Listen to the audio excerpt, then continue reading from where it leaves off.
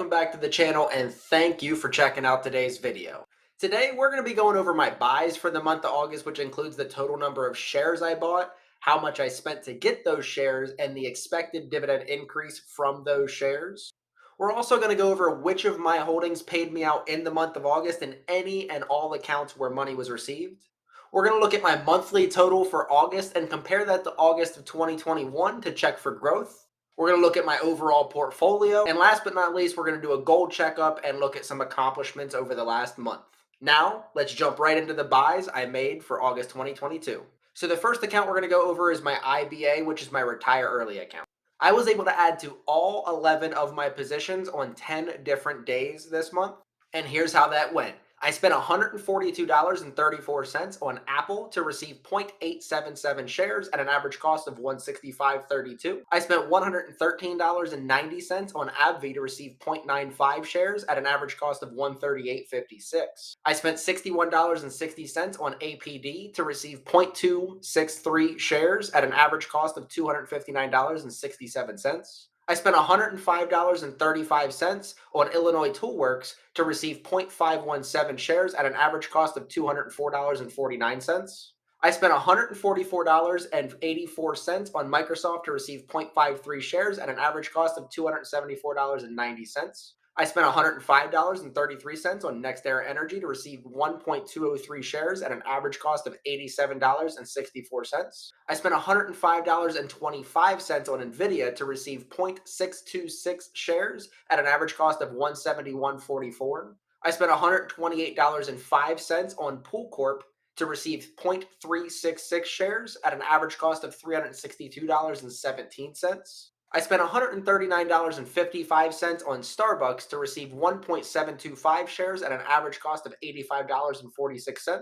I spent $108.78 on Visa to receive 0.527 shares at an average cost of $207.21. And lastly, I spent $123.07 on ExxonMobil to receive 1.28 shares at an average cost of $95.75. In total, I spent $1,278.06 on 8.864 shares in August in my IBA. Again, I'm already at the max $6,000 cap and I've already invested all that money as of the second week of June. So I have no purchases to show you guys in the month of August for the Roth IRA.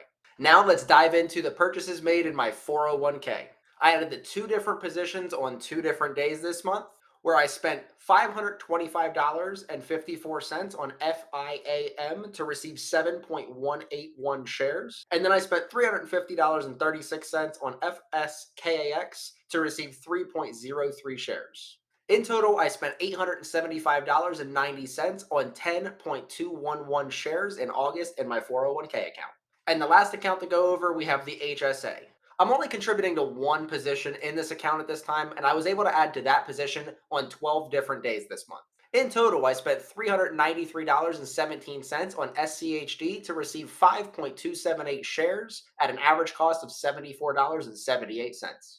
In this chart, you guys can see that I was able to add a total of 26.507 shares across all of my accounts, which totals an additional $24.18 of annual dividends in my retire early account, $4.79 of annual dividends in my 401k, and $12.83 of annual dividends in my HSA.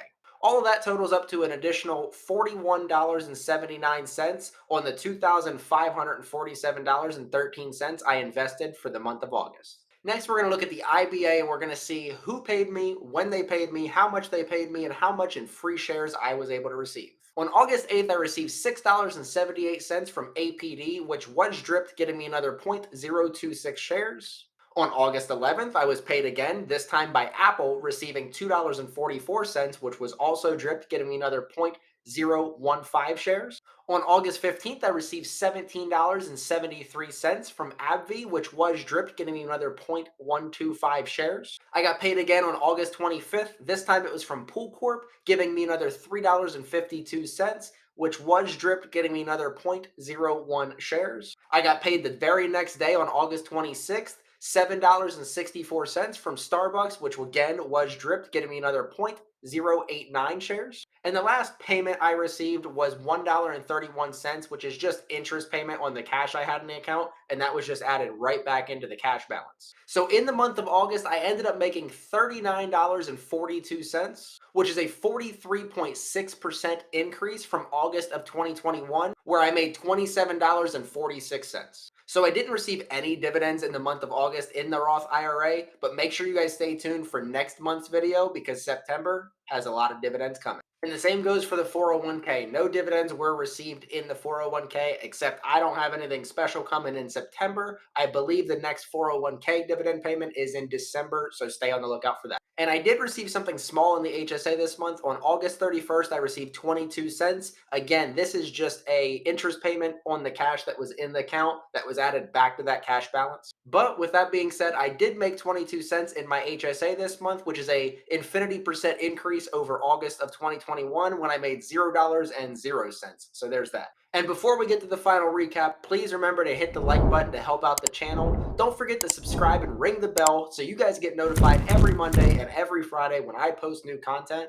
And then comment down below and let me know how much money you guys made in August and your year-over-year dividend growth rate. But now, let's get to those final numbers. So in total for August, for all of my accounts combined, I ended up bringing in $39.64, which is a 44.3% increase from August of 2021 when I made $27.47. So as I mentioned in the past, the numbers when you first get started in dividend investing are very small, and it's important not to get discouraged because we all start somewhere. So one thing I like to do is I like to keep track of my total number of shares, my average number of shares, the amount of dividends I would receive daily, monthly, and yearly, just to track that progress, make sure it's going in the right direction. So you guys will see here that concluding this month, I have a total of 977.14 shares and an average of 37.582 shares versus last month where I finished with a total of 932.36 shares and an average of 35.86 shares, and comparing all of that to the end of last year when I had a total of 642.291 shares at an average of 24.704 shares. And we're going to do the same thing with the income. You guys can see here that my projected current yearly income is $791.03, a monthly income of $65.92, and a daily income of $2.17.